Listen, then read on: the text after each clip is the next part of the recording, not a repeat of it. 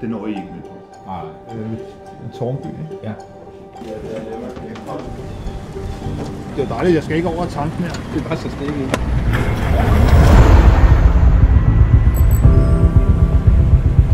Vi skal ud og tømme molok med kran og køre København i Øster.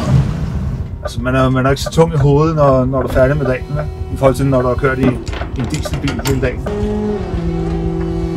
Du får heller ikke, du står ikke under diesellås, når du arbejder. Man bliver jo lidt stolt, når man siger, at den har jeg faktisk været med til at bygge, og er den allerførste i Danmark som molokbil. Og tydeligvis absolut ikke den sidste.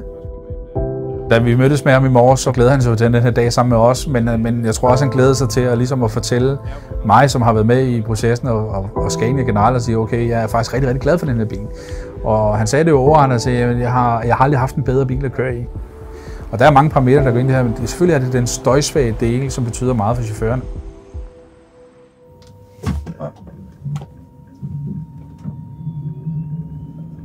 Det er altså en 27,5 tons lastbil.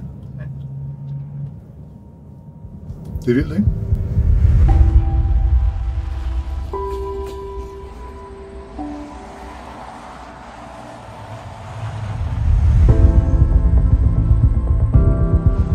Hele processen starter op, da vores rigtig gode kunde henvender sig og siger, at vi har et specielt projekt. Og alt det her kogt sammen, jamen, så har vi en 3-akslet kranbil med en molokkasse på, som vi kalder molokbilen i dagligsprog. Nå, nu skal du se her. Nu aktiverer vi retarder.